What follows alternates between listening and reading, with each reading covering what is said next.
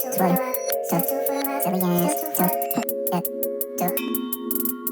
It's still two for the whole world.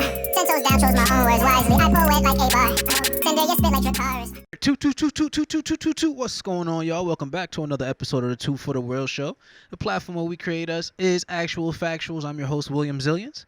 I just came across this really interesting article, and I wanted to share it with you real fast. It's from the New York Times, and the title of the article says, 3 officers fired over photos taken near Elijah McClain Memorial. According to that article, the police chief had to report that these photos came out. They were taken a month after he was slain, a month after he was murdered. The cops who did it went to a memorial, went to the town's memorial for this young man. It took a photo of it, of themselves reenacting the chokehold that they used to murder him. I think it's very interesting, first off, that the police chief in her speech spoke about the furthest extent of how she could punish them. To the furthest extent, this is via her own language, to the furthest extent of how she could punish them, all she could do to them was suspend them with pay.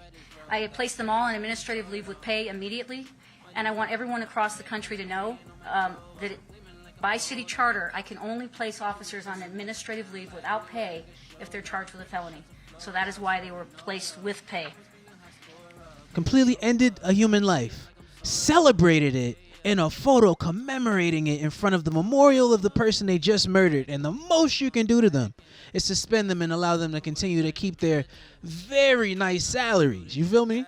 I think that's highly disrespectful, and it just speaks to how the culture of police, because I think that's what this conversation has to be about, like police culture, how that is the absolute Superman and the opposing force to police accountability.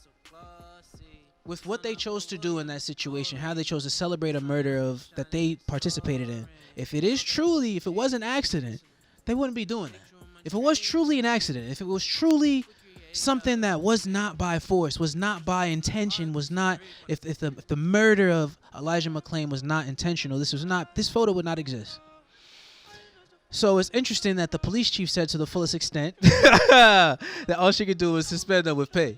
So I'm like, all right, that's interesting. Considering that, at this point now, this just goes to show us that the leadership knows that cops are choosing to do wrong. And on a large scale, that goes to show you that the cops who choose to do wrong are in fact still getting promoted, are in fact still having their jobs, and are in fact still able to participate in the disgusting behavior that violates human rights often. So, in an article from The Intercept that I found recently titled, NYPD's culture of impunity sees an officer repeatedly accused of physical and sexual abuse rising through the ranks, right? So in this article, they talk about this officer. I believe this officer's name is Jeremiah Williams. Now, Jeremiah Williams has an 18-year history of working for the NYPD. The NYPD's 47th precinct in the Bronx. Now, this officer has 60 complaints on his name, and mind you, no one knew about it publicly because of this law that was instated called Section 50A that just recently got repealed.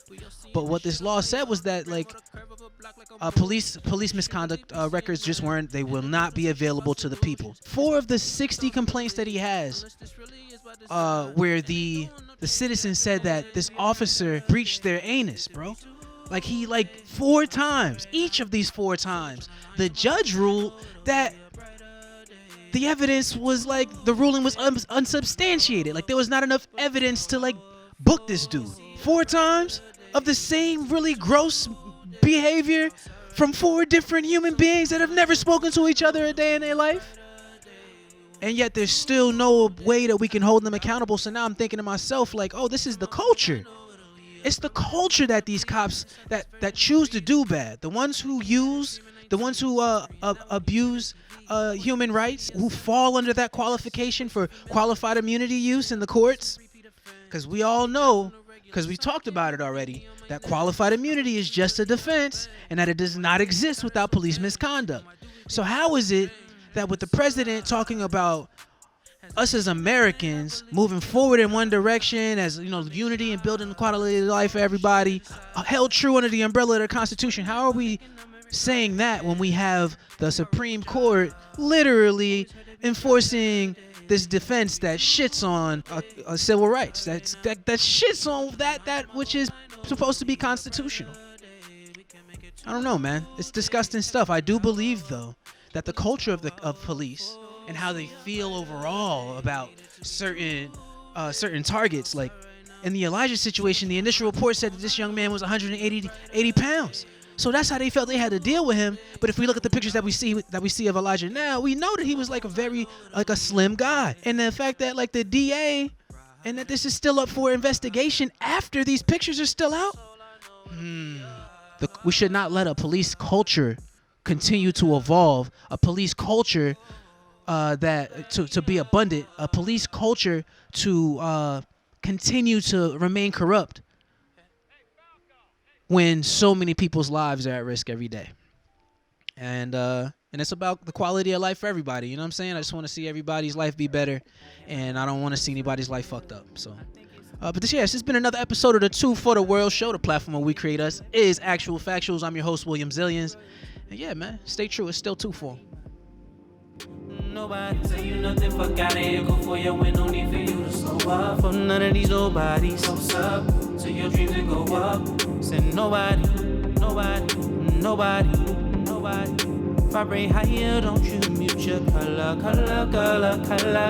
Outside of the lines, move it around a bit.